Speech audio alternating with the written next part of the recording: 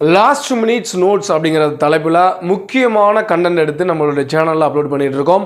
இன்றைக்கி நம்ம பார்க்க போகிறது என்ன அப்படின்னா, அமிலம் அப்படிங்கிற ஒரு கண்டென்ட்டு. அமிலத்தோட யூஸ் என்ன, அமிலம் எப்படி உருவாக்கப்படுது அப்படிங்கிறதெல்லாம் அந்த வீடியோவில் நம்ம முழுசாக பார்க்க போகிறோம். அதுவும் எப்படி ஈஸியாக புரிஞ்சுக்கிறது, ஈஸியாக ஷார்ட்கட்டாக தெரிஞ்சுக்கலாம் அப்படிங்கிற விஷயத்தையும் நம்ம கூட பார்க்கலாம். ஸோ வீடியோ முழுசாக பாருங்கள். அமிலம், அதாவது அமிலம் அப்படிங்கிறது அசிடஸ் அப்படிங்கிற ஒரு லத்தீன் மொழி சொல்லேருந்து உருவாக்கப்பட்டுள்ளது.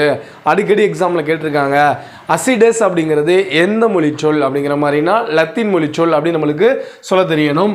அடுத்து இந்த அமிலம் அப்படிங்கிறது என்ன சுவை உடையது அப்படிங்கிற மாதிரி அடிக்கடி எக்ஸாமில் கேட்டிருக்காங்க. அமிலம் அப்படின்னாலே புளிப்பு சுவை உடையது அப்படிங்கிற மாதிரி பேர்.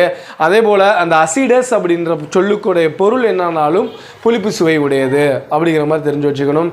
அதாவது சயின்ஸை பொறுத்தளவுக்கு எதாக இருந்தாலும் ஒரு ரூல் அல்லது ஒரு ஈக்குவேஷன் அல்லது ஒரு லா அதுபடி நிரூபிச்சிருக்கணும். ஓகேங்களா? அதுதான் சயின்ஸ் படி அதை நம்ம ஊர்ஜிதப்படுத்த முடியும்.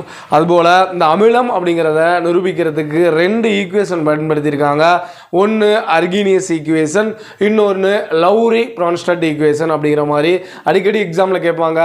அதாவது லவ்ரி ப்ரான்ஸ்டட் ஈக்குவேஷன் அமிலம் என்பதை எப்படி நிரூபிக்குது அப்படிங்கிற மாதிரி கேள்வி கேட்பாங்க.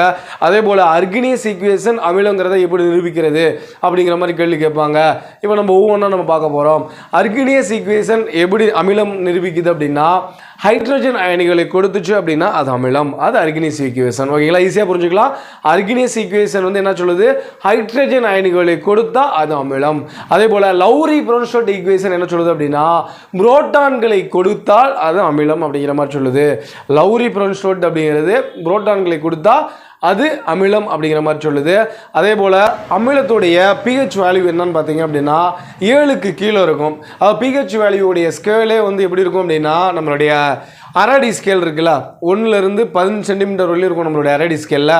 ஆனால் பிஹெச் வேல்யூவில் 1லேருந்து 14 வரை இருக்கும். ஓகேங்களா?